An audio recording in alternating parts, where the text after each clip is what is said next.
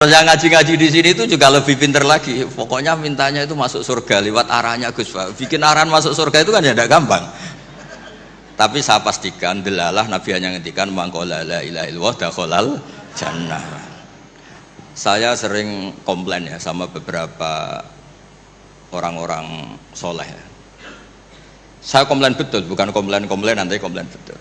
Dia itu ngijazahi saya wiridan la ilaha illallah panjang terus ruwet. Terus saya nggak hafal-hafal, saya dimarahin.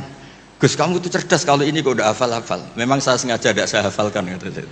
Yang ada tambahan-tambahannya itu Pak Kures. Banyak tanya. Kenapa? Nanti ke rumah saya, nanti tak kasih tahu.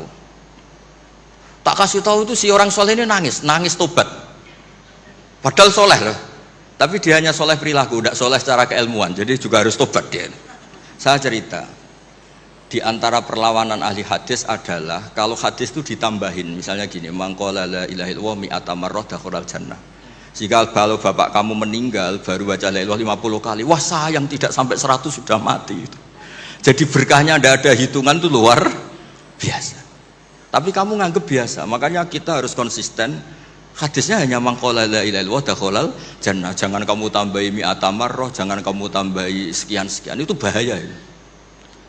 Sehingga ketika ada hadis mangkana akhiru kalamihi la ilaha illallah ditambahi akhir, orang yang akhir kalamnya la ilaha illallah dakhalal jannah, yang di akhir kata-katanya itu la ilaha illallah, perkataannya itu ada orang mau mati sudah manfaatkan la ilaha illallah, tapi terakhir terus bilang jangan lupa ya BPKB-nya ditebus. Itu anaknya susahnya itu minta ampun karena anaknya terus berpikir, Gus berarti akhiru kalami abi itu tidak la ilaha illallah tapi BPKB, ini gimana ini? Saya sebagai kiai yang baik itu tak carikan referensi supaya yang BPKB ini ya masuk yang akhiru kalami. Ini cerita kebaikan saya di depan Pak Kores. Gak apa-apa cerita kebaikan, daripada gak diakui mendingan diceritakan supaya itu. Tak cari, itu riwayatnya Abi Dawud dan beliau sendiri dalam menambahi akhiru kalami. Di riwayat yang lain itu gak ada akhiru kalami, cukup mangqala la ilaha illallah dakhalal jannah. Karena itu bikin keresahan, kata akhiru kalami itu bikin keresahan. Ada yang akhir kalamnya BPKB, sertifikat. Ada yang akhir katanya nasib-nasib, apalah. Pokoknya banyak yang tidak akhir kalam. Sehingga keilmuan hadis itu harus dijaga. Makanya kata Imam Muslim, Sahihain itu Bukhari Muslim. Beliau ngendikan, lam naros sorihin akdaba fi syai'in akdaba minhum fil hadis. Saya tidak pernah melihat orang soleh berdusta kayak mereka berdusta ketika meriwayatkan hadis. Ini penting saya utarakan supaya orang itu gak gampang terjebak sama riwayat-riwayat gak jelas. Tafsir itu menjadi kacau itu gara-gara riwayat-riwayat yang tidak jelas. Maka ini ada Prof. Kures yang sangat-sangat menekuni tafsir. Jadi penting. Jadi mengkhidmati orang Islam itu dimulai dari cara pandang. Kenapa saya menjadi orang baik? Itu sederhana sebetulnya, karena mengakui hukum. Saya ini memang kalau diundang jarang mau, kecuali ada teror-teror tertentu. Karena merasa tua, merasa rektor apalah yang bisa dipakai neror itu ya terserah. Yang penting bisa ada.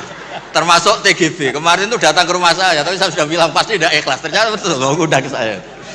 Terserahlah teror itu apa. Saya enggak, ini supaya kalian tahu ilmu itu penting. Ilmu itu penting. Saya termasuk orang yang berkeyakinan. Saya ini hebat kiai-kiai kampung. Saya sering datang ke kiai-kiai. Tapi pas nggak acara saya cilik kiai kampung. Saya dengan kamu tuh hebat kamu. Kenapa? Saya ini ngajar tafsir kayak tafsir Munir, tafsir Tobari itu udah fardhu ain. Kamu di kampung bikin madin, ngajarin aqaid khamsin itu fardhu ain. Ganjarannya orang yang melakukan fardhu ain itu lebih keren timbang yang melakukan fardhu kifayah. Jadi kamu lebih hebat timbang saya. Dia tawadhu, tapi memang bisa saya gitu enggak, tetap lebih hebat. Ini penting supaya ada penghormatan kita pada kiai-kiai kampung kan yang dilakukan itu selalu fardhu ain. Makanya saya tuh pernah suatu saat berpikir, kenapa ada hadis orang miskin tuh masuk surga lebih dulu 500 tahun ketimbang orang kaya. Dulu saya janggal. Ternyata kalau orang miskin tuh komunitasnya itu utang beras, jadi urusan nyawa. Jadi sekali menolong temannya itu urusan nyawa, karena sesama miskin tuh pinjemnya urusan nyawa. Beras, minta anterin ke rumah sakit pas sekarat. Kalau orang kaya itu nganterin rumah sakit karena mau ke salon, penyakit kulit, kan nggak penting-penting gitu. Sehingga surganya agak lambat karena yang dilakukan selalu tidak penting. Kalau orang miskin yang dilakukan selalu apa?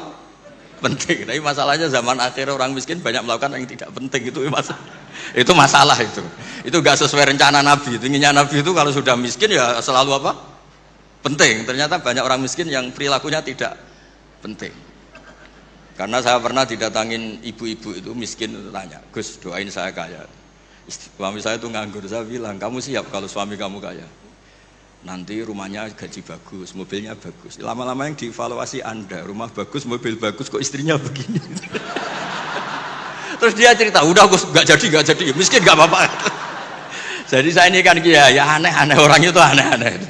Pertama yang dievaluasi mobil, rumah diganti. Lama-lama Anda, suami kamu punya potongan gitu, iya Gus kayaknya iya. Sudah Gus biarin miskin aja sampai mati. Ya alhamdulillah sampai sekarang miskin dan syukur karena berkatnya ilmu itu. Jadi saya mohon yang di forum-forum terhormat kayak ini juga mengapresiasi mungkin beberapa saudara kita di pedalaman Papua bikin jembatan darurat, di pedalaman Sumatera Aceh bikin apa yang memang mendesak. Sehingga yang namanya fardhu ain itu penting sekali. Saya punya riwayat dari kitab Ibnu Hajar al-Asqalani tadi, gurunya saya Zakaria al-Ansori. Ketika nanti di mahsyar dan secara lahir teks hadis, seorang lagi secara lahir teks hadis itu Allah itu nimbalin Rasulullah Muhammad dan Jibril, berarti tiga, Allah, Jibril sama Rasulullah Muhammad. Terus nabi-nabi datang dan dalam jumlah yang istilahnya itu makom sing yahbitul awwalun wal akhirun, satu makom yang semua orang itu ingin. Semua orang kena hisab, kena evaluasi, nabi-nabi ini dekat sama Allah. Itu pertama yang dikatakan oleh Nabi matur ke Allah itu, ay Rabbi ibaduka abaduka fi atrofil ardi, yang menyembah jenengan, yang mengesahkan jenengan tidak hanya kita, orang-orang di pelosok, di pedalaman semuanya mengesahkan jenengan, semua mentahlilkan jenengan, semua mentasbihkan jenengan, tidak yang sekedar di forum-forum kayak gini. Terus Allah bilang iya. Nah sekarang itu krisis keilmuan karena agama ini diambil oleh, ya bisa dikatakan hal-hal yang besar, kayak acara-acara yang besar apa. Meskipun ini pas acara besar, justru itu saya fair ngomong ini supaya sama-sama ingat. Jadi yang dikatakan agama itu nuroy yamsi bihi finnas, menjadi nur yang menyinari hati manusia. Bukan tentang ormas besar, masjid besar, kampus besar, itu bagian dari itu. Tapi ini bukan segala-galanya. Sehingga semua orang itu perasaan hubungannya dengan Allah itu privat. Tidak diambil alih oleh ormas besar atau lembaga besar atau komunitas besar. Ini penting supaya orang itu merasa bagian dari hamba Allah. Makanya ada munajat, ada beberapa ibadah yang tidak disunatkan jamaah. Ini kan unik, Islam itu mengharuskan jamaah. Tapi ada ibadah-ibadah yang malah tidak disunatkan jamaah, sehingga orang hubungannya dengan Allah itu asik. Terus kedua, ini terakhir nanti Pak Guras yang cerita panjang lebar. Perilaku ilmu itu di atas perilaku ibadah. Dulu Masjid Haram itu keren, tapi karena salah kelola itu diisi berhala-berhala yang ingin dapat berkahnya Ka'bah. Jadi orang kafir itu unik, mensyirikkan Allah tapi dekat Ka'bah. Jadi percaya Ka'bah itu keramat, supaya Tuhan ini dapat berkah malah diletakkan pinggir apa? Ka'bah. Jumlahnya 360 berhala. Tapi di saat yang sama orang kafir itu jumawa, mereka ini orang-orang baik. Buktinya menjadi sadanatul bait, menjadi pelayan-pelayan Ka'bah. Nabi saat itu terpinggirkan, hanya sholat di Syi'bu Mina. Nabi dengan para sahabat itu makan daun, makan apa, dan sholat di Syi'bu Mina. Tidak di tempat yang terhormat yaitu Al-Masjidil Haram. Ketika para orang kafir jumawa bilang, bagaimana Muhammad orang terhormat sementara dia ibadah saja di lereng-lereng gunung, sementara kita adalah sadanatul bait, kita adalah ahlu sikoyatil had. Ini supaya teman-teman yang nggak ditakdir jadi kayak Pak Lukman, Menteri Agama. Itu Menteri Agama itu ya repot. Dia agamanya formal, terus kayak Gus Bak tidak formal itu kan ya repot juga itu. Makanya saya ini nggak pati berani sama Menteri Agama. Nanti dia anggap Islam saya tidak formal kan, jadi kayak. Itu terus Allah ngendikan aja'altum siqayatal haji wa imaratal masjidil haram kaman amana billahi wal yaumil akhir wa jadab. Allah itu bela Nabi. Jangan pernah pakai ukuran bahwa ibadah haji merawat Baitullah itu menjadi ukuran lebih baik. Ukuran lebih baik adalah ketika itu orang ibadah secara benar, yaitu tauhid. Ini orang sudah lupa bahwa pernah Allah itu ngeritik siqayatal haji wa imaratal masjidil haram. Makanya saya itu kalau ngelepas haji itu dulu sering ngelepas haji orang umroh. Sekarang kayaknya orang-orang trauma. Karena saya kalau ngelepas haji itu begini. Kalau menurut hadis yang sering dipasang di BRI, di BNI itu al-hajjul mabrur laisa lahu jazaa'un illal jannah. Itu populer sekali hadis itu. Terus ini ngelepas orang haji, saya ngomong gini ngelepas orang haji. Tapi jenengan yang fakir sabar juga surga. Ibu-ibu nyabarin suami yang enggak jelas juga surga. Suami-suami yang nyabarin cerewetnya istri juga surga. Orang ingin haji enggak kesampaian tapi enggak ngomel-ngomel sama Allah juga surga. Kayaknya yang punya rumah itu kayak kecewa gitu. Terus saya bilang enggak tahu saya. Terus saya bilang jenengan angsal kecewa kalian kulo. Yang saya takutkan tuh kalau Allah yang kecewa kata saya itu. Karena saya diundang orang haji terus dalil-dalil haji yang lain ngenes karena enggak bisa haji kata saya itu. Ternyata betul. Hampir semua yang hadir itu ngapresiasi saya. Gus matur nuwun Gus. Biasanya kiai-kiai itu kalau diundang untuk haji, dalilnya haji terus bikin kita nelongso, bikin kita tersiksa karena kayak yang masuk surga itu yang haji saja kita ada masuk surga. Semenjak itu sudah terkenal. Jangan undang Gus Bak kalau ngelepas haji kan. Saya itu punya kitab makalahnya Abdul Hasan Asyadili yang menjadi Thariqah Asyadili yang terkenal itu. La tansur ilmaka liyusaddiqakan nas walakinin sur ilmaka liyusaddiqaka Allah. Kamu jangan pernah menyebarkan ilmu supaya diapresiasi manusia, tapi sebarkan ilmu supaya diapresiasi Allah Subhanahu wa taala. Makanya saya tetap meskipun kata orang banyak saya ini kiai terkenal, saya itu merasa ibadah saya itu ikrar, mengakui fungsi-fungsi kiai yang di kampung-kampung. Mereka itu saya pernah punya teman, itu nyuwun sewu gobloknya itu enggak ketulungan. Dia itu kerja di tengah hutan. Saya tidak tahu illegal logging apa enggak, tapi kerjaan di tengah hutan. Dulu nggak ada HP, saya disuratin. Gus gimana Jumatan di tengah hutan? Saya bilang, kamu kan pernah ngaji. Kalau nggak kampung nggak apa, tidak usah Jumatan, duhur saja. Masalahnya komunitas saya bilang, wong Jumat kok duhur, jadi mintanya Jumatan. Aduh. Pakai surat karena dulu nggak ada telepon, nggak ada. Saya bilang ya nggak apa-apa Jumatan. Dia masih punya sisa-sisa ilmu. Katanya kalau nggak 40, nggak kampung, nggak wajib Jumatan. Kamu tadi minta Jumatan, sekarang nggak mau Jumatan, ini gimana? Wes toh Gus ini kan terkenal bodoh, jadi itu kewajiban orang alim mikir itu, nggak kewajiban orang bodoh mikir itu. Karena dia korban teori bodoh itu penting, kata dia nanti kalau ditanya mungkar nakir itu salah, orang bodoh kok ditanya kata. Jadi memang agak direncanakan itu. Jadi ya bodoh pinter akhirnya dia. Setiap tanya saya, masa kamu udah bisa sendiri? Gunanya orang bodoh ya gini Gus, tinggal tanya katanya. Makanya yang hadir di sini juga penting itu. Tinggal minta resep Gus Bak, cara masuk surga, masuk sudah Gus Bak, masuk udah, tidak penting, penting resepnya. Nah, akhirnya saya akan nyari-nyari gimana supaya ada Jumatan seperti itu.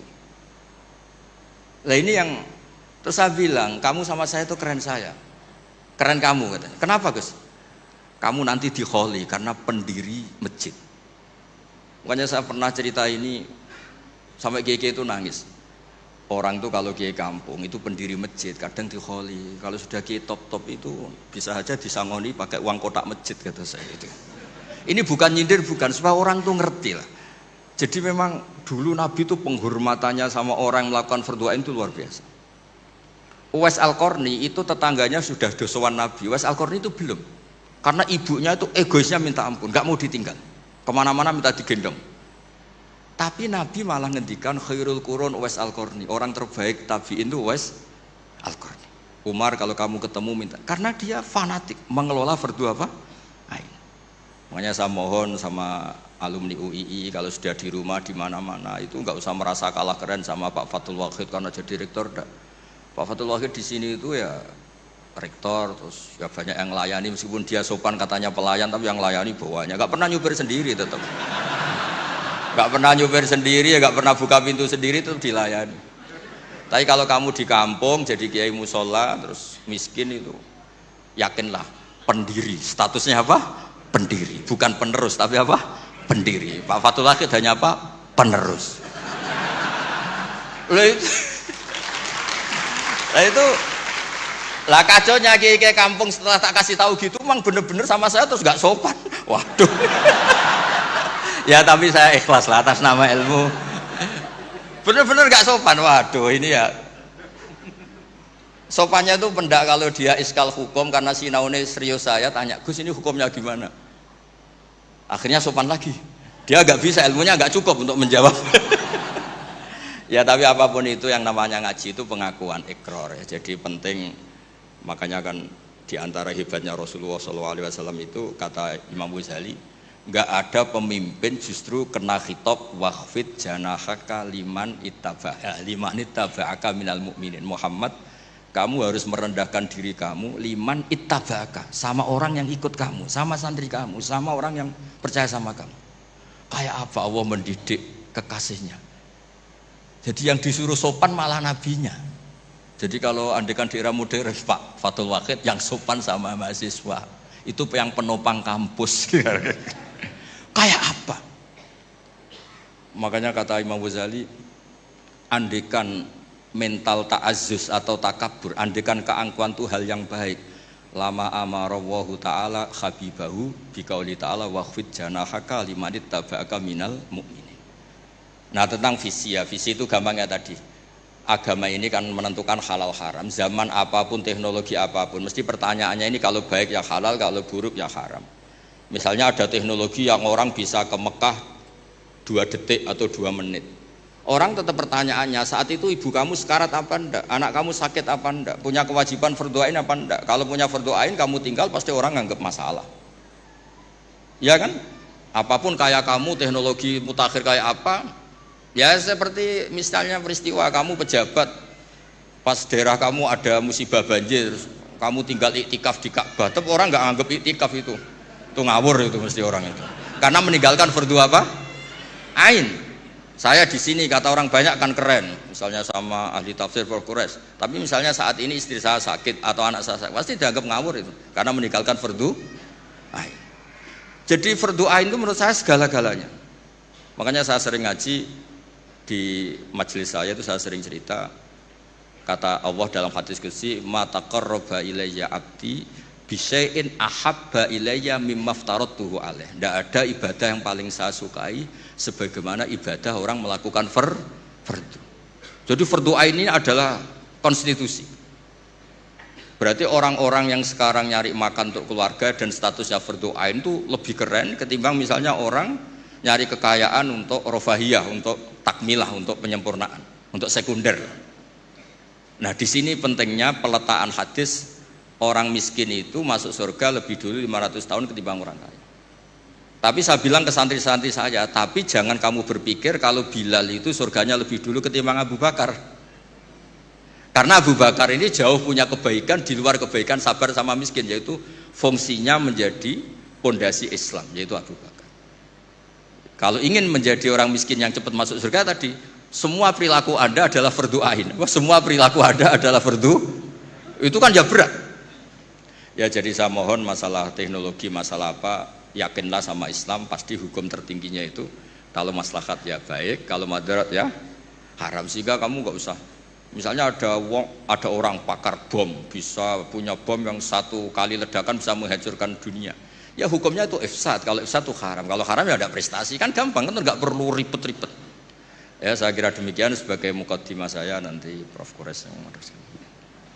Assalamualaikum warahmatullahi wabarakatuh. Waalaikumsalam warahmatullahi wabarakatuh. Terima kasih Gus Bek. Lanjutnya kami mohonkan Prof. Quraisy untuk memberikan tausiahnya. Ya. Bismillahirrahmanirrahim. Alhamdulillah wassalatu wassalamu ala Rasulillah wa ala alihi wa sahbihi wa man wala. Kita sudah dengar dari saudara saya ini atau adik saya ini. Kita masih ingin mendengar banyak sebenarnya. Tema kita, visi Al-Quran menyangkut menjawab tantangan zaman. Sebagian dari tantangan zaman itu tadi sudah dikemukakan. Saya bisa mengambil kesimpulan bahwa tantangan zaman kita antara lain adalah pemahaman agama yang benar. Itu kesimpulannya.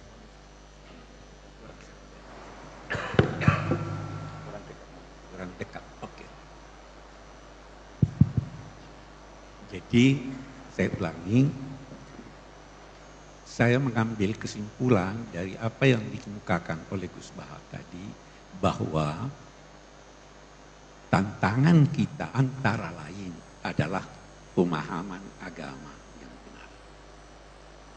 Kita bisa lanjutkan ini dengan mengambil kesimpulan umum, nanti saya akan berusaha merincinya. Tantangan kita itu adalah zaman itu sendiri. Zaman mempunyai tantangannya. Karena zaman berubah. Perubahan zaman itu menuntut kita untuk menyesuaikan diri dengan perubahan, tetapi tidak keluar dari nilai-nilai ajaran agama.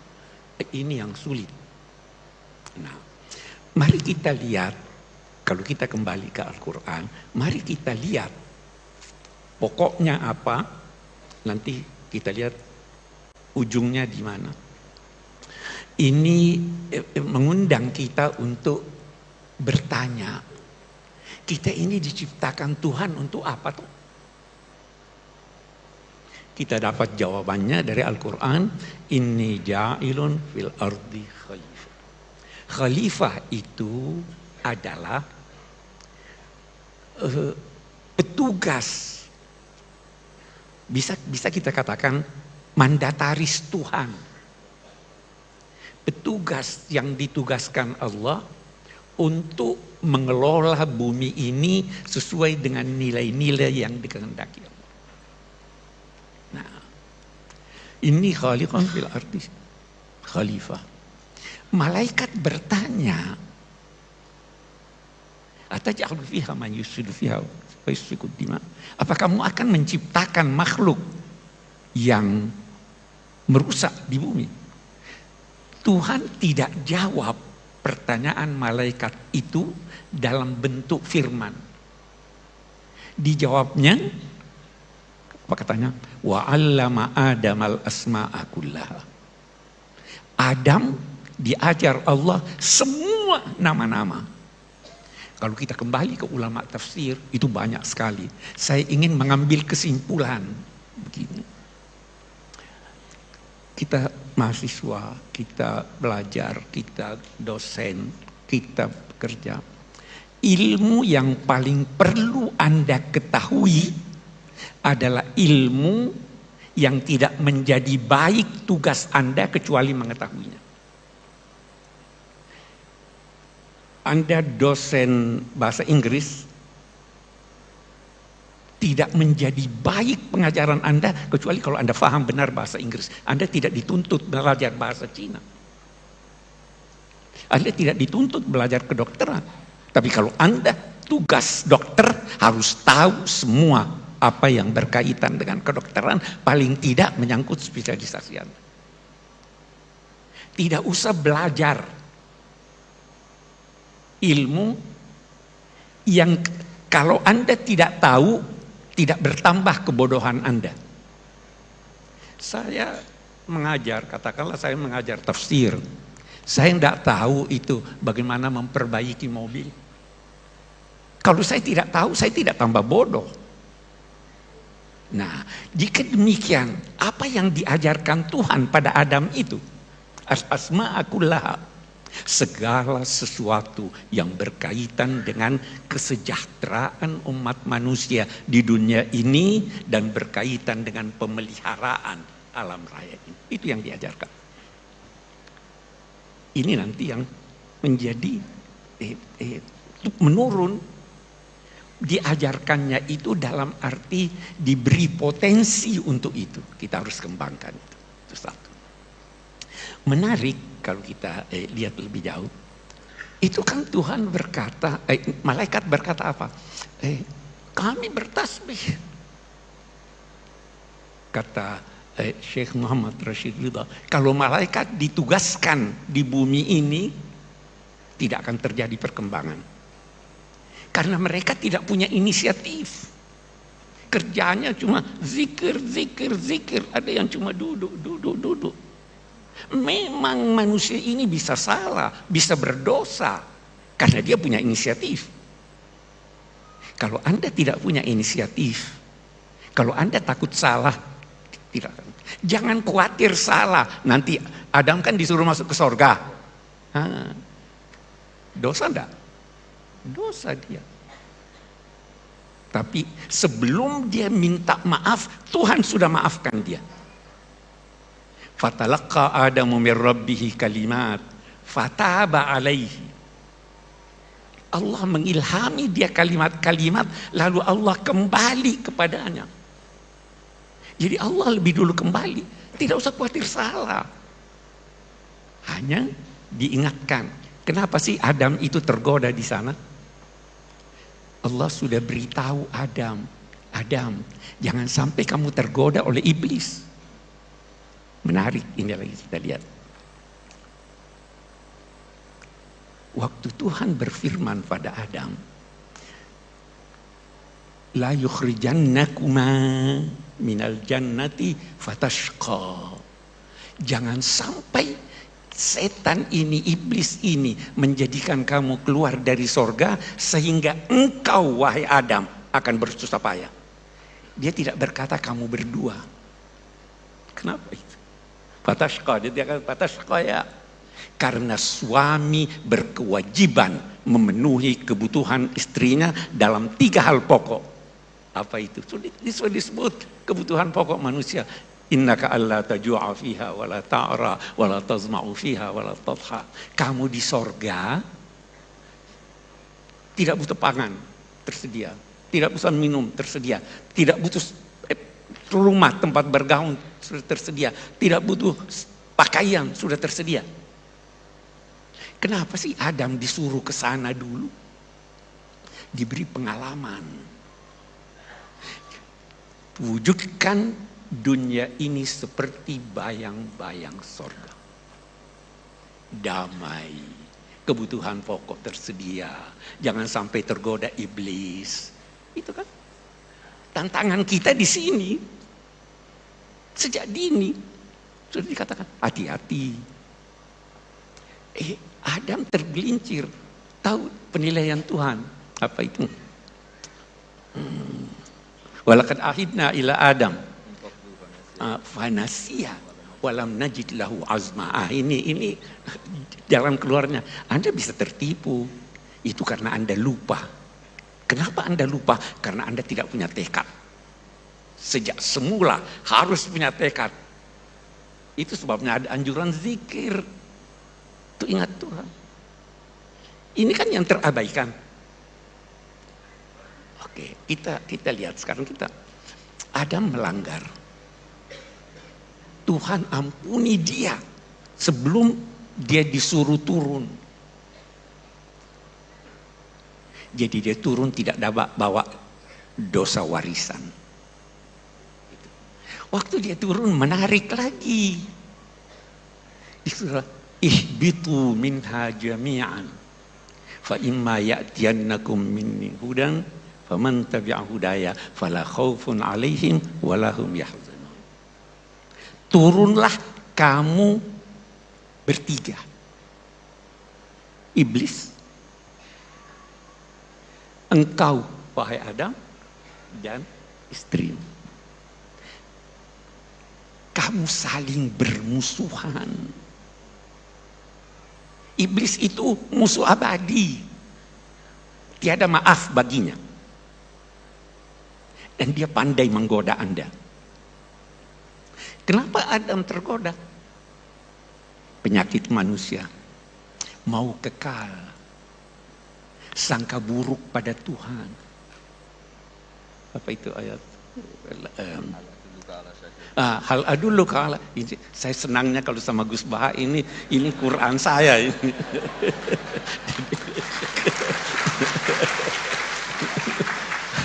Hal adulluka ala syajaratil khuldi wa mulkin la yabla. Mana hakuma rabbukuma antilkuma syajara illa antakuna malakai. Takuna minal khalidin. Itu setan menanamkan buruk sangka pada Tuhan. Itu kamu dilarang dekat itu karena Tuhan tidak mau kamu jadi malaikat. Karena Tuhan tidak mau kamu kekal. Jangan pernah buruk sangka pada Tuhan. Ini tuntunan yang kita bawa ke dunia nih. Ihbitu minha jami'an. Turunlah.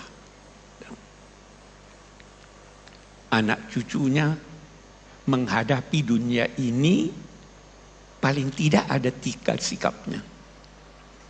Dia lihat dunia hebat sekali ini.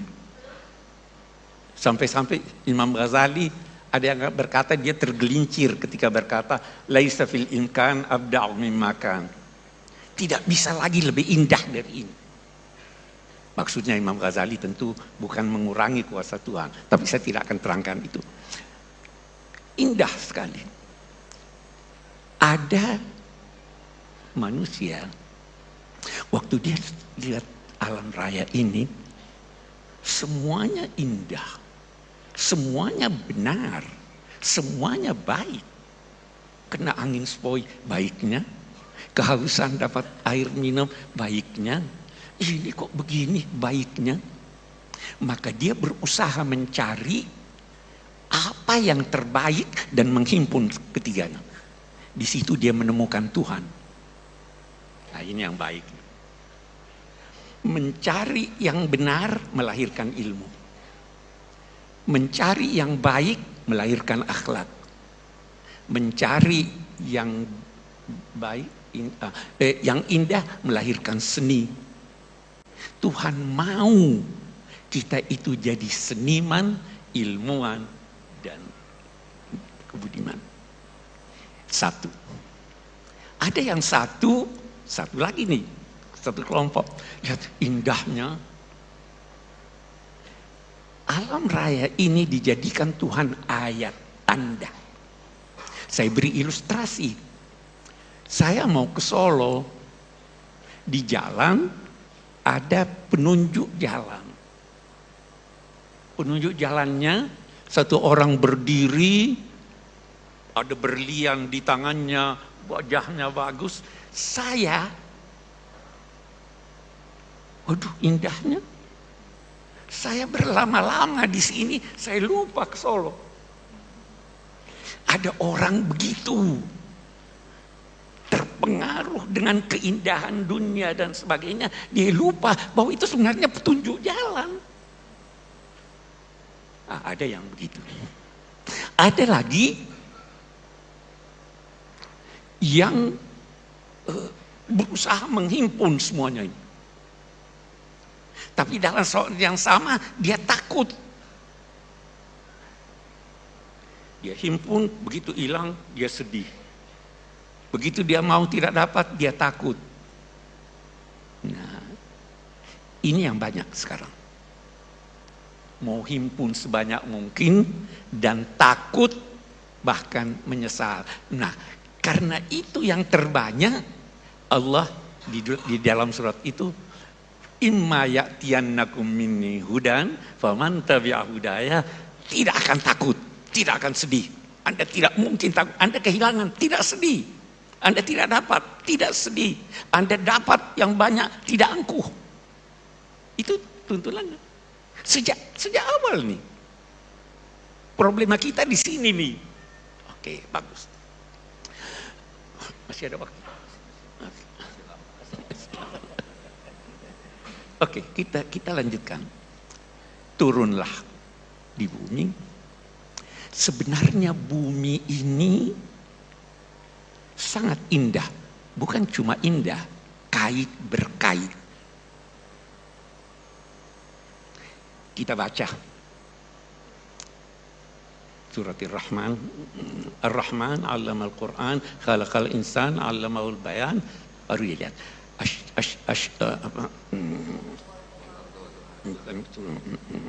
Wan najmu wasyajaru yasjudan was samaa rafa'aha wa wala'al mizan alla tatghaw fil mizan. Kita lihat. Cobalah pandang bumi ini. Bagaimana dia kait berkait.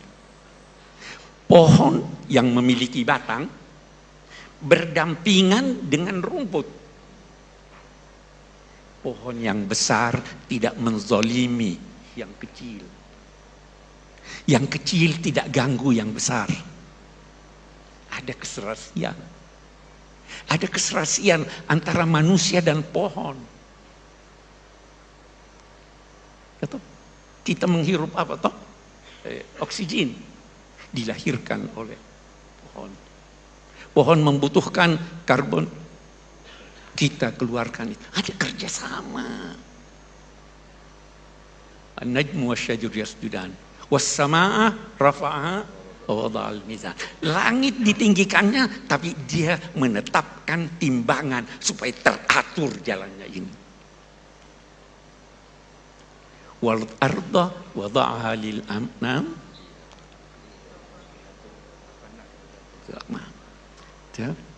Untuk apa ya Allah itu semuanya? Alla tatghaw fil mizan. Jangan kalian melakukan sesuatu yang tidak benar menyangkut timbangan itu. Ini kenapa terjadi bencana? Boleh jadi yang di Aceh, di Sumatera itu karena ulah kita. Al-Quran sudah menyatakan. Saya tidak mau menuduh, tapi boleh jadi.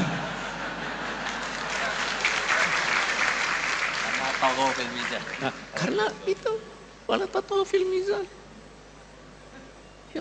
Al-Quran sudah menyatakan wa allau istaqamu ala tariqati la aqnainahum an khair. Kalau berjalan di ini, kenapa kita sakit? Karena tidak seimbang kita. Kenapa tantangan datang? Tidak seimbang antara kalbu kita dengan akal kita. Semua mau diakalkan. Itu zaharal fasadu fil barri wal bahr bima kasabat aydin nas. Sejak semula. Jadi atur keseimbangan. Obatnya keseimbangan. Seimbang dunia akhirat, seimbang ilmu dan iman, seimbang suami dan istri, seimbang dong. Jangan injak-injak istri. Jangan. Nah, ini tuntunannya. Ada keseimbangan itu. Nah, kita banyak problem. Nah, kita maju lagi, lihat bagaimana Al-Quran. Terjadi perubahan. Tidak semua manusia mengetahui segala sesuatu. Ada yang dia butuhkan tapi dia tidak tahu. Ada yang dia butuhkan tapi dia tahu, bisa mengolahnya. Nah, apa yang dibutuhkan manusia dari hidayat Tuhan yang dia tidak tahu, itu di iman.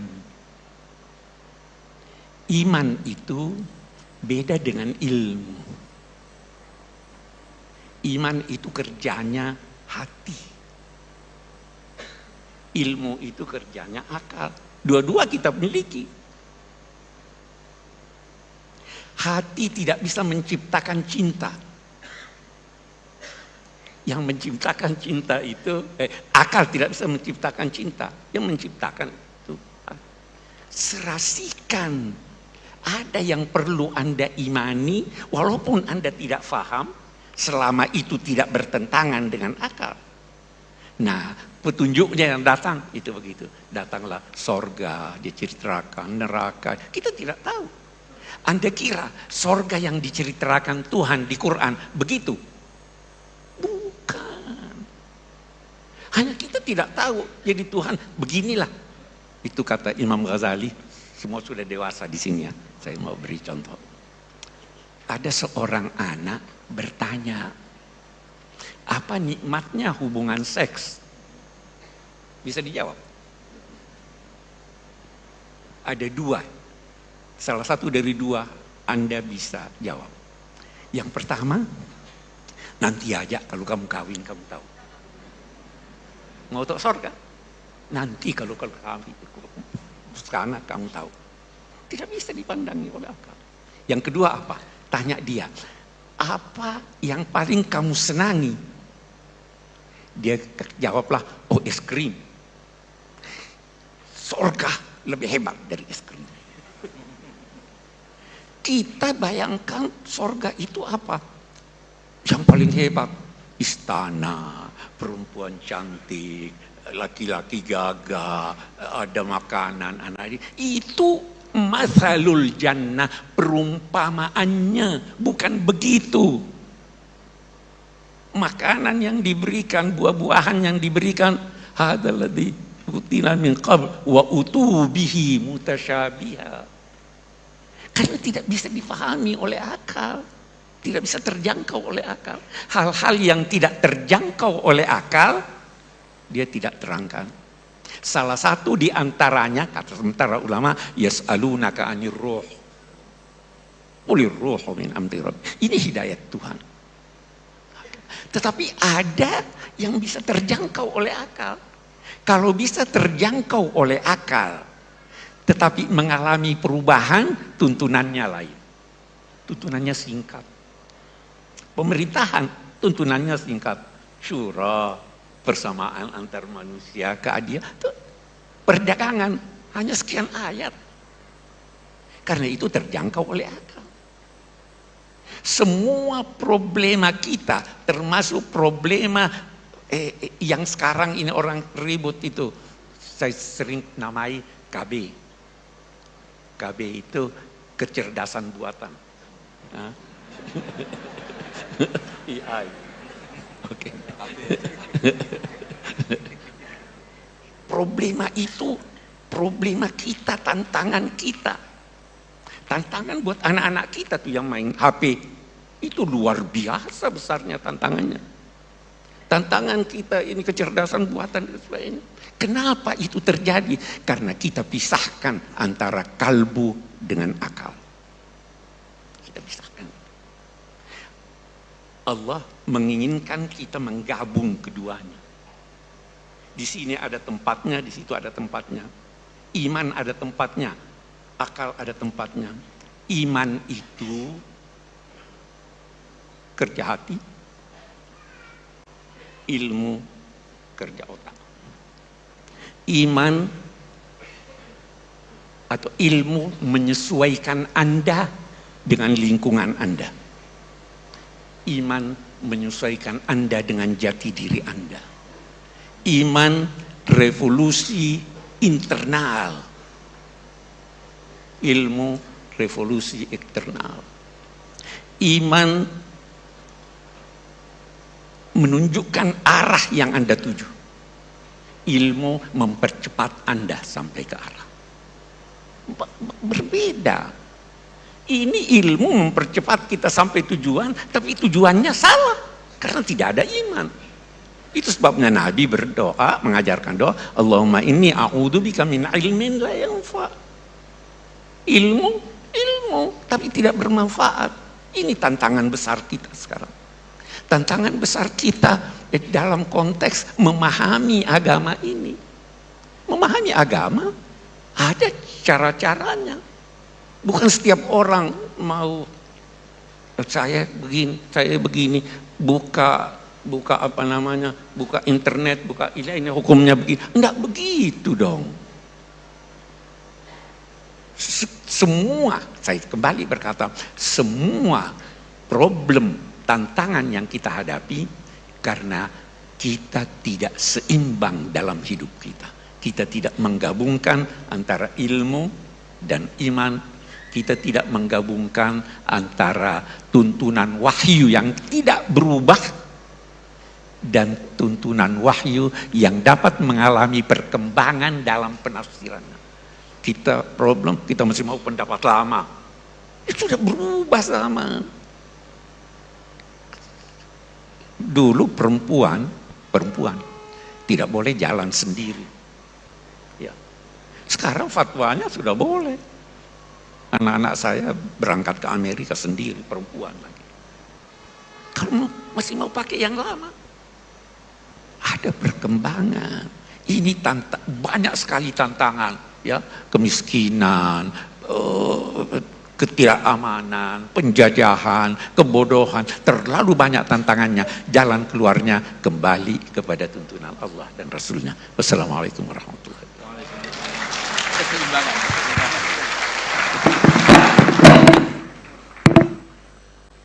Baik, terima kasih Prof. Kures. Bu Bapak, karena ini tidak seminar, jadi tidak perlu saya simpulkan.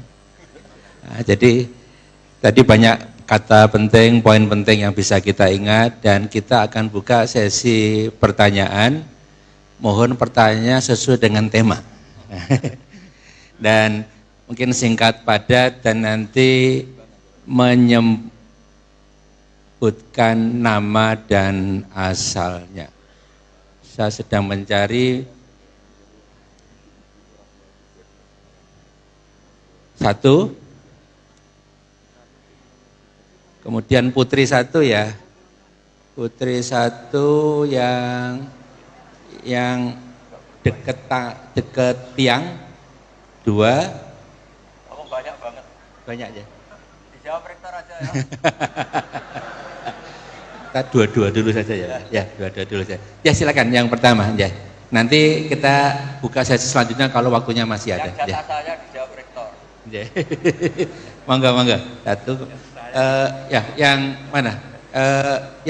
Yang putri dulu nggak apa-apa ya. Silakan. Ya, sebutkan nama dan asalnya. Ya.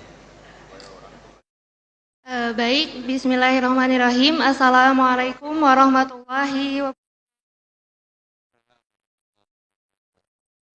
Terima kasih atas kesempatannya Bapak Rektor. Saya Helmi Aulia Tazki, mahasiswi Prodi Pendidikan Agama Islam, juga salah satu anggota aktif di Pusat Studi Tafsir Al-Quran dan Hadis UII. Saya izin bertanya satu pertanyaan kepada Gus Baha dan Prof. Quraisy. Jadi, belakangan ini terdapat beberapa tulisan opini dan penelitian yang menyebutkan bahwa di Indonesia ini mengalami krisis keteladanan dan menurunnya moral yang disebabkan oleh media sosial, diantaranya konten pornografi, kekerasan, dan budaya viral. Nah, dalam permasalahan ini, pendidikan agama Islam sering disebut memiliki peranan yang besar sebagai benteng moral.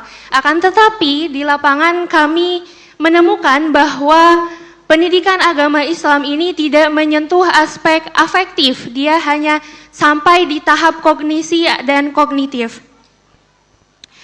Menurut Gus Baha dan Prof. Quraisy Shihab, bagaimana seharusnya tafsir Al-Quran dan kajian hadis diajarkan kepada kami sebagai Gen Z sehingga tidak hanya menjadi hafalan, akan tetapi mampu menjadi role model dan benar-benar bisa membentuk karakter Islami dalam diri kami.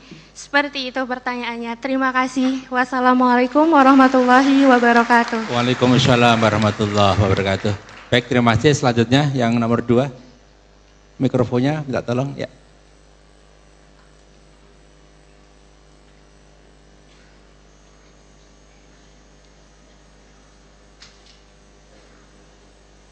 Cek. Ya, bismillahirrahmanirrahim. Assalamualaikum warahmatullahi wabarakatuh. Waalaikumsalam warahmatullahi wabarakatuh. Ya, perkenalkan saya Vini Pratama, pengajar di Teknik Mesin Universitas Islam Indonesia. Jadi berkaitan dengan hati dan akal, Ustaz. Jadi kan kalau di teknik mesin itu sepertinya yang kami pelajari itu tidak berkaitan dengan hati ya. Karena yang kami pelajari tentang mesin gitu kan.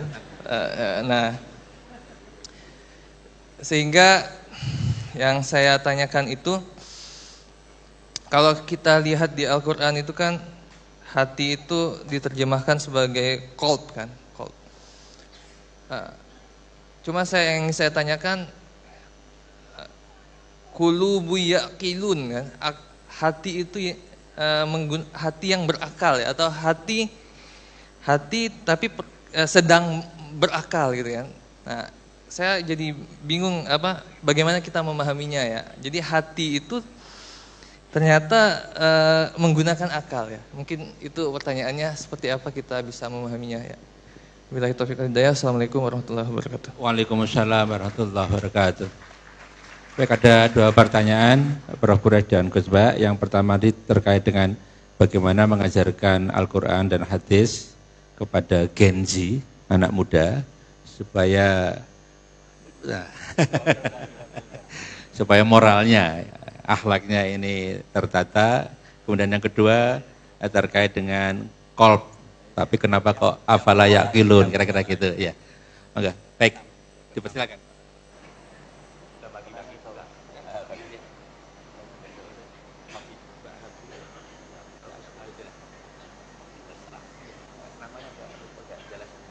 Bismillahirrahmanirrahim. Ini tadi Pak Rektor lupa namanya, karena depannya ada istrinya. Kalau ingat nama jenengan masalah.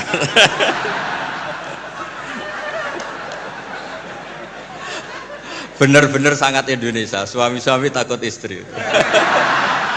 Lo kemarin-kemarin inget loh ya, saksinya banyak. Acara kemarin inget ya? Inget ya? Sekarang alhamdulillah lupa. Ya bagus.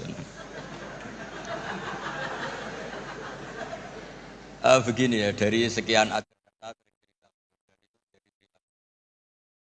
Bapak saya itu sering ngajarkan kalau ada hal-hal yang mubah, yang enggak maksiat lah, kok kamu seneng tuh nikmati betul. Karena orang tuh sampai cari kesenangan lewat maksiat tuh karena enggak bisa nikmati sesuatu yang dibolehkan Allah.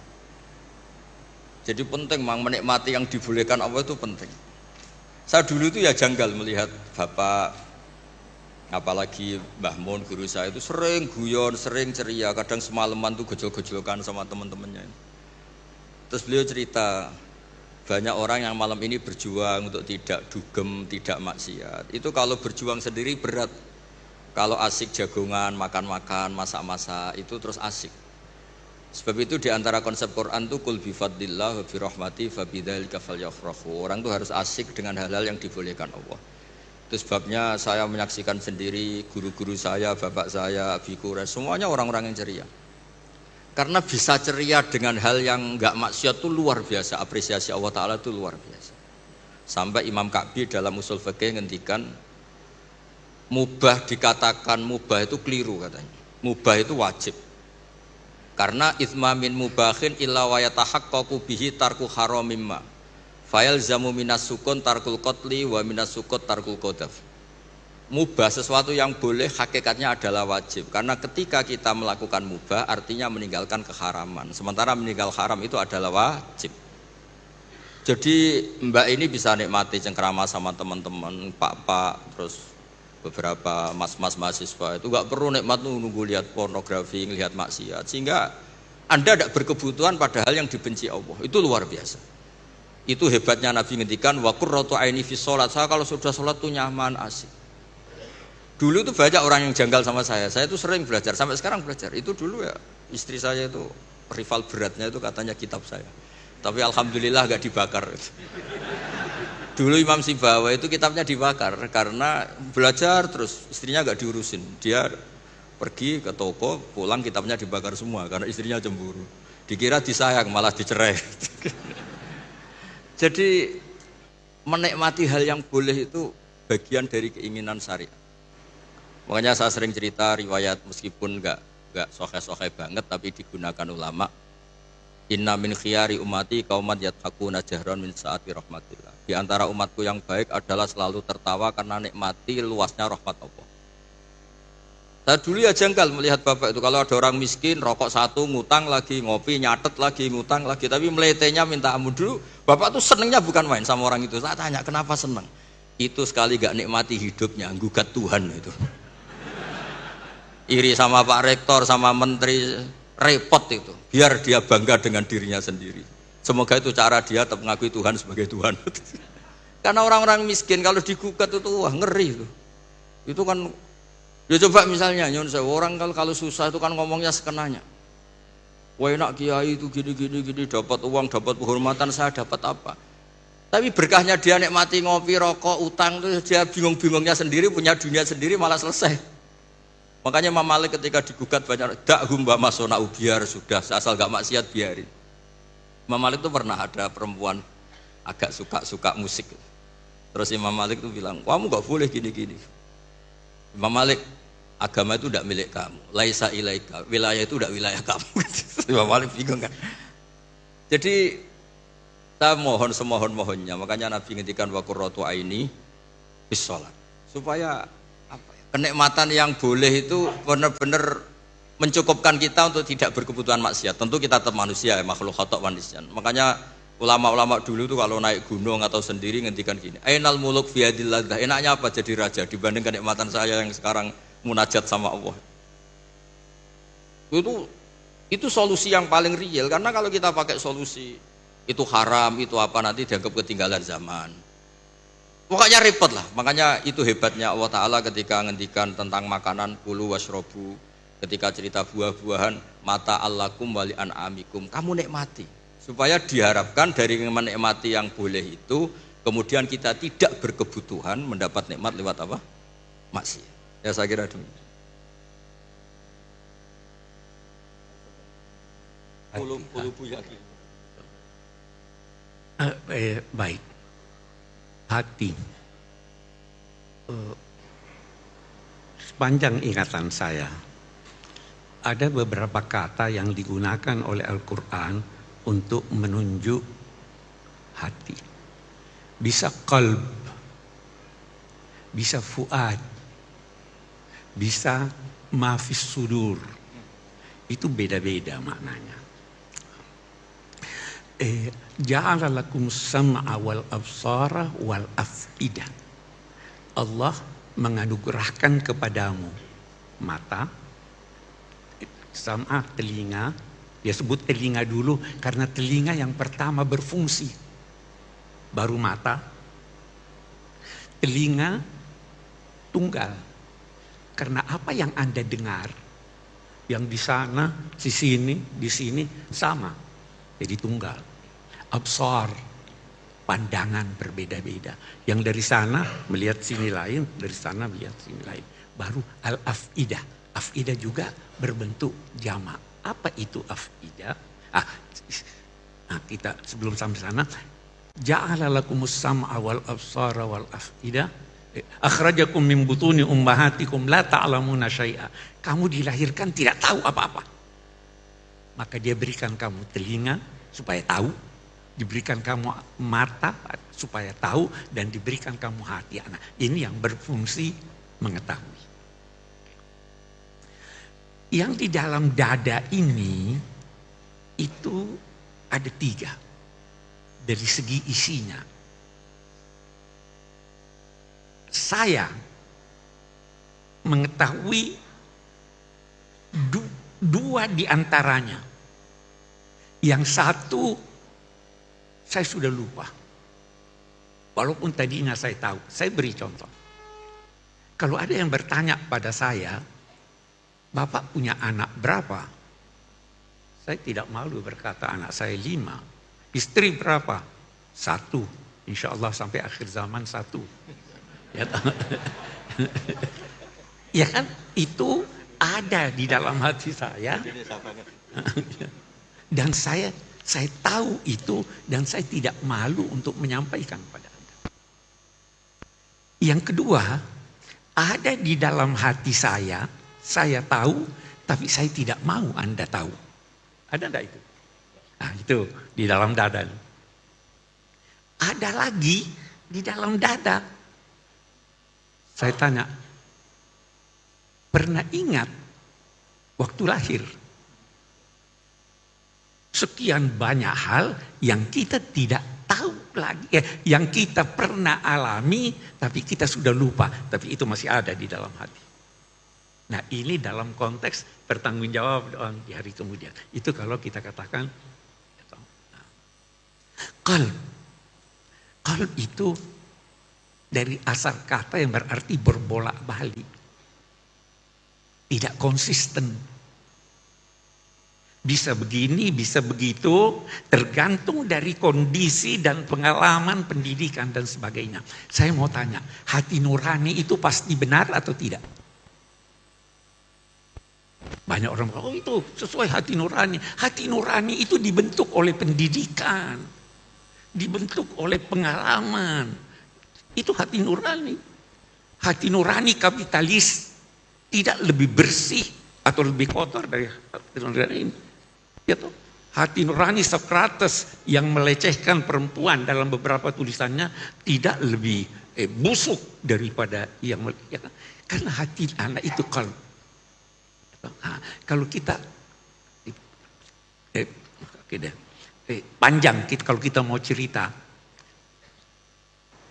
kecerdasan buatan itu tidak punya hati nurani, tidak punya kalbu, tidak merasa. Bagaimana kita mau berinteraksi dengan sesuatu, apalagi dalam konteks agama, dengan sesuatu yang tidak punya perasaan, tidak punya kecerdasan spiritual, ya kan? Tidak punya kecerdasan emosi. Ini. Tapi, nah ini problema kita sekarang. Semuanya mau kembalikan saja sini. Ada manusia yang kenal Anda, yang bisa memberi kepada Anda putusan sesuai kemaslahatan Anda. Saya mau cerita, atau tidak usah terlalu panjang kalau saya cerita. Terima kasih. Berapa Pak? Jadi masih lama. Nabi, atau tidak usah itu, saya langsung.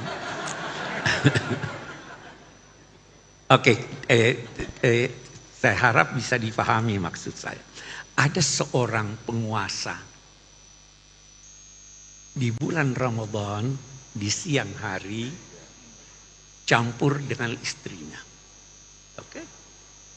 Dia datang pada Pak Kiai. Pak Kiai, saya begini, apa jalan keluarnya? Pak Kiai bilang, kamu harus puasa 2 bulan berturut-turut. Kenapa begitu Pak Kiai? Dia bacakan ayat. Dia bilang, ini kan Tuhan juga berkata boleh memberi makan 60 orang atau memerdekakan budak. Dia bilang, kalau saya putuskan buat kamu memerdekakan budak, tiap hari kamu mau melanggar. Karena punya ini. Jadi jawaban itu disesuaikan. Anda harus kenal siapa yang bertanya. Kalau ada yang bertanya pada Anda, 2 orang bertanya pada Anda, saya boleh berenang di laut? Kamu tidak boleh. Kamu boleh. Kenapa dibedakan? Kamu pandai berenang, ini tidak pandai berenang. Itu kecerdasan buatan bisa tahu itu. Tidak bisa. Jadi, ada yang kita bisa gunakan dalam batas-batas tertentu, ada yang memang tidak bisa. Jangan semuanya lantas. Anda tidak ngerti apa-apa, buka ini hukumnya begini. Enggak. Saya kira itu ya. Okay. Baik. Terima kasih Gus Pak dan Pak Kures. Kita buka sesi selanjutnya. Saya sedang mencari ini.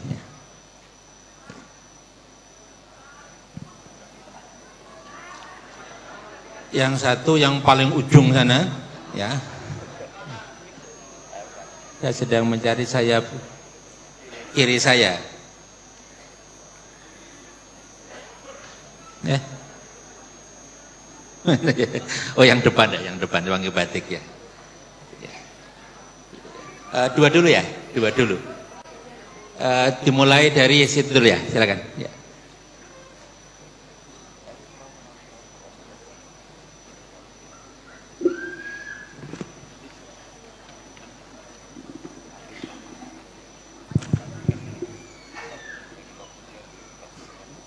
Iya baik, terima kasih.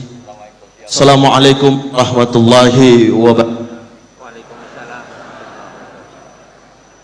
Iya, terima kasih atas kesempatan yang diberikan kepada kami. Perkenalkan, nama saya Abdurrahman, mahasiswa Magister Ekonomi dari UIN Sunan Kalijaga, Yogyakarta. Saya berasal satu pulau dengan Prof. Quraisy Shihab. Saya dari Provinsi Sulawesi Tengah. Izin bertanya, KB Prof, hari ini kita berbicara tentang visi dari Al-Quran untuk menjawab tantangan zaman. Akan tetapi dinamika yang sering terjadi di tengah-tengah kita di masyarakat, banyak orang yang memahami agama, banyak orang yang memahami Al-Quran, atau bisa kita sebut dalam tanda kutip, mereka-mereka entah itu seorang ustadz, seorang da'i, seorang kiai, dan ulama dan sebagainya. Akan tetapi justru mereka-mereka yang paham tentang hal itu masih banyak membuat hal-hal kontroversi di tengah-tengah masyarakat. Dan kalau menurut pandangan kita sebagai masyarakat awam, sekelas ulama, sekelas ustadz, sekelas kiai, harusnya mereka lebih paham dari isi-isi Al-Quran dan agama itu sendiri. Akan tetapi masih banyak dinamika yang terjadi, masih ada mereka yang berselisih paham, masih banyak lisan-lisan mereka yang mengeluarkan kalimat-kalimat bahkan sampai menghina. Saya beri satu contoh yang nyata terjadi di tengah-tengah kita. Di pertengahan tahun 2025 ada seorang seorang ulama yang dengan ringan mengeluarkan kata kalimat dari menyebut ulama kami dari Sulawesi Tengah dengan perkataan monyet dan lain sebagainya. Hal ini kan tak pantas keluar dari lisan seorang yang paham tentang agama dan lisan. Mohon pertanyaannya. Iya, kiranya bisa diberikan pandangan dari Prof dan juga Gus Baha terkait hal-hal tersebut. Terima kasih. Wassalamualaikum warahmatullahi wabarakatuh. Waalaikumsalam warahmatullahi wabarakatuh. Terima kasih. Selamat datang Prof Ova, berkenan bergabung bersama kami ya di depan ya. Ini Prof Ova, Rektor Universitas Gadjah Mada, putri dari Rektor UII. Prof Jaini Dahlan, bukan saya. Baik, selanjutnya yang pertanyaan kedua tadi yang di ujung sana tadi, mana tadi? Di sini, yang pakai ya. Sudah pindah di depan sini, Prof. Di mana? Oh, situ ya, silakan. Ya, Assalamualaikum warahmatullahi wabarakatuh. Waalaikumsalam warahmatullahi wabarakatuh. Nama saya Faizatul Ansoriyah, Prof. Dari UNS. Seperti ya. Ya, suatu saat berdoa Prof Quraisy dan Gus Baha kersa rawuh di UNS. Tadi sempat tersindir karena meninggalkan fardu ain ngajar hari ini. Tapi sudah dipindah besok kok, Gus. Jadi insya Allah aman. Jadi seperti itu. Ada banyak pertanyaan karena sudah bercita-cita lama sowan ke Prof Quraisy dan Gus Baha. Hari ini baru lihat tadi malam posternya langsung dengan teman saya satu dari FISIP UNS, Prof. Kita langsung berangkat pagi ini, sempat terdampar di lantai 3 tadi, tapi semangat 45 pindah ke bawah, akhirnya dapat tempat duduk meskipun di belakang. Alhamdulillah. Pertanyaan saya sebelum ke sesuai yang visi Al-Quran menjawab tantangan zaman, karena itu memang menjadi problematika kami sebagai pendidik, terutama di perguruan tinggi. Satu pertanyaan saya yang sangat menggelitik dari dulu, kalau bisa soal Gus Baha. Saya pernah ditukani Gus Baha dulu terkait dengan zakat, Gus, dan saya laksanakan sampai hari ini insya Allah. Pertanyaan saya yang sering muncul di IG atau apapun itu, pernyataan ngendikanipun Gus Baha yang terkait seperti ini. Hidup itu mudah, yang penting jangan maksiat dan bermanfaat untuk orang lain. Tapi itu kan susah, Gus. Itu, Gus. Itu kalau saya ngajar dasar logika ini jelas kontradiksi, Gus. Itu pertanyaan saya yang sudah saya simpan lama, dan alhamdulillah hari ini meskipun terdampar di belakang, alhamdulillah Prof Rektor bisa melihat kami dari UNS. Saya tadi ke panitia, Mbak, sampaikan yang dari luar kota juga boleh, ini Prof Akilan harus bertanya. Terus Prof atas waktunya. Yang kedua, ini kegelisahan kami Prof Quraisy, Gus Baha sebagai pendidik, bukan hanya mendidik anak kami, tetapi banyak anak-anak yang istilahnya kita sebagai pendidik kadang dihadapkan pada satu satu kondisi ketika anak memang betul-betul dibuat secara akademis itu pintar gampang. Karena tinggal di leske, yang penting ada uang dan seterusnya, itu kapitalis. Karena masuk UI juga bayarnya lumayan nggih, Prof nggih.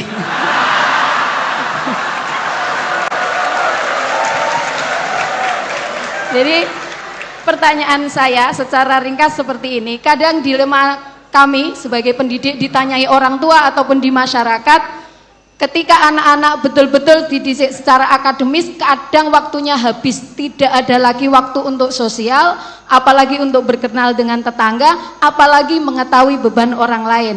Tetapi ketika kita juga mendidik anak-anak kita untuk sosial dan sebagainya, secara akademis akan tidak semelesat orang-orang yang dididik secara akademis itu. Nah, ini Al-Quran menjawab kegelisahan kami pada orang-orang tua seperti ini, bagaimana? Itu saja. Yang terakhir bukan pertanyaan, saya nyuwun doanya untuk Prof dari Prof Quraisy, Gus Bahak dan semua yang hadir di sini, bahwa kami para pendidik ini masih bisa tetap mempertahankan prinsip mendidik sesuai dengan zamannya. Matur suwun, waktunya. Assalamualaikum warahmatullahi wabarakatuh. Waalaikumsalam warahmatullahi wabarakatuh. Terima kasih, karena tadi UI disenggol, saya senggol balik. Di UI Bapak, itu tiap tahun kami memberikan beasiswa sekitar 1.500 paket. Saya jawab, Prof. Anak saya semoga besok dapat beasiswa di sini ya, Pak. Ada untuk apa, ada untuk hal yang hafidh, untuk pondok pesantren dan lain. Silakan ketik pmb.ui.ac.id. Baik Ibu Bapak, yang sebelum ini menyampaikan tadi ada yang menarik Gus Bahak sama Prof Quraisy. Ini terakhir minta doa. Karena tadi Gus Bahak pagi tadi bilang, sekarang sama Kiai tidak minta doa, minta selfie katanya. Nah ini tadi minta doa, alhamdulillah. Jadi ada dua pertanyaan Prof Quraisy dan Gus Bahak. Yang pertama tadi, bagaimana menyikapi situasi ada orang paham agama kok suka membuat kontroversi. Kemudian yang kedua tadi ada dua pertanyaan. Hidup itu mudah, yang penting jangan maksiat, itu kan susah Gus, kira-kira gitu. Kemudian pertanyaan kedua adalah bagaimana ini dilema mendidik anak antara akademik, agama, sosial dan lain-lain. Ya. Monggo dimulai dari Gus Bahak aja. Ya, yang anak muda. Bismillahirrahmanirrahim. Tadi yang tetangganya Pak Quraisy yang jawab saya, kalau sama tetangga nanti basa-basi.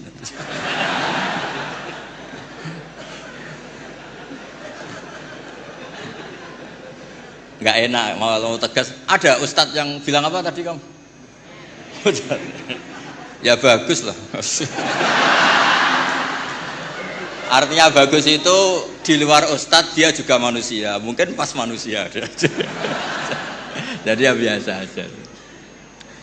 Jadi keunikan agama ini adalah yang maksum, yang terjaga dari salah itu hanya Nabi Muhammad SAW. Sehingga kesalahan-kesalahan manusia itu bisa dua, bisa saja ustadz itu salah, bisa saja yang salah itu Anda mengustadkan dia yang sebetulnya ada ustadz. Jadi, mengustadkan orang yang sebetulnya tidak ustadz. Jadi, kalau Pak Quraisy nggak sampai hati karena Anda orang Sulawesi.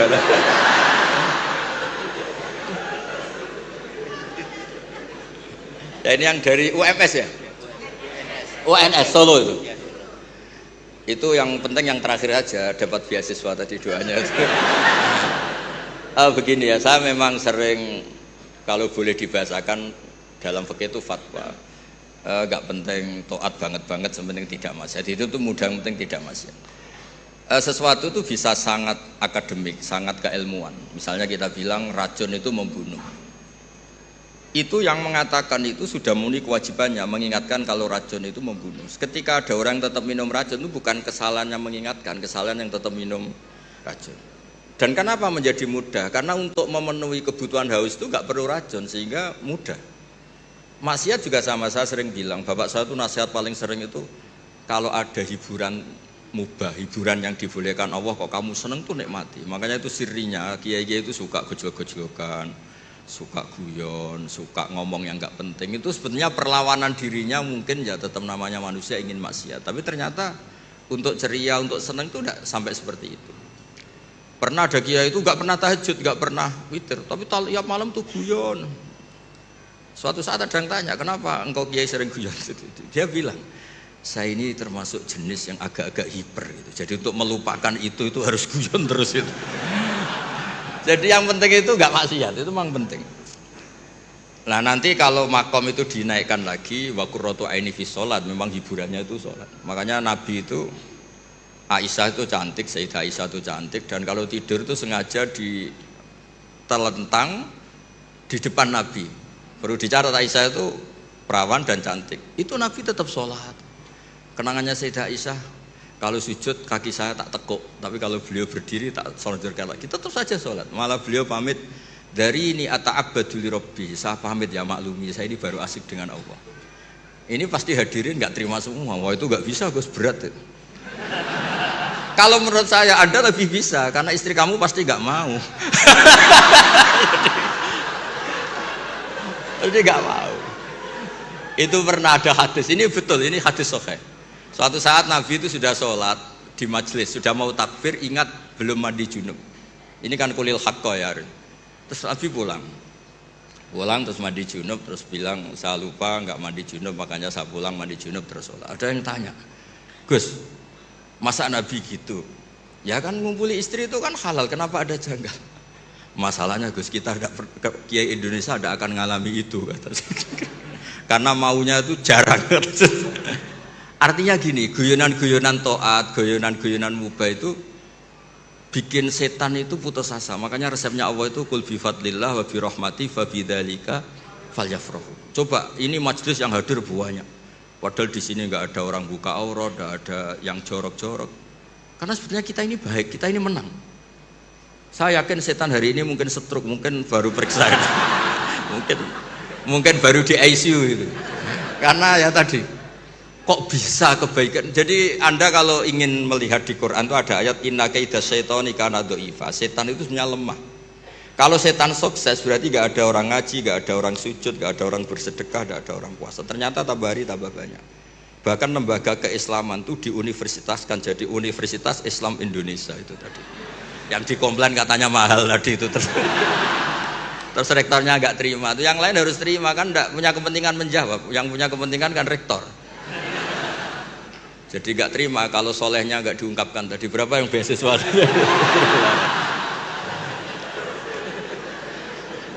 Saya punya riwayat hadis, Abi Quraisy pasti tahu itu. Ada kata-kata gini di beberapa kitab-kitab hadis, tapi model kitab hadis yang model wali. Karangannya Abu Nu'aim al-Asfihani. Hadis itu kan ada Bukhari, Muslim, ada hadis yang tiba kayak Abu Nu'aim, termasuk muhaddis besar. Laisa syai'un asyadda ala iblis wa junudihi minasyayatin wala aktsara li bukaihim min ayyara musliman sajidan. Tidak ada sesuatu yang bikin iblis itu nangis, bikin iblis itu susah dibanding atau daripada melihat orang-orang Islam itu bersujud. Jadi sebetulnya kekalahan iblis itu berkali-kali. Orang masih ingin memahami Quran, termasuk yang dari Sulawesi tadi, orang ingin masih punya kiai yang baik, tidak misoh-misoh. Ya harus dimulai dari memilih kiai yang baik. Kita ini kan wong salah pilih kok marah-marah sendiri, ini gimana? Ini kan repot itu. Makanya kalau istri Anda sering marah-marah itu yang salah istrinya apa pilihan Anda coba?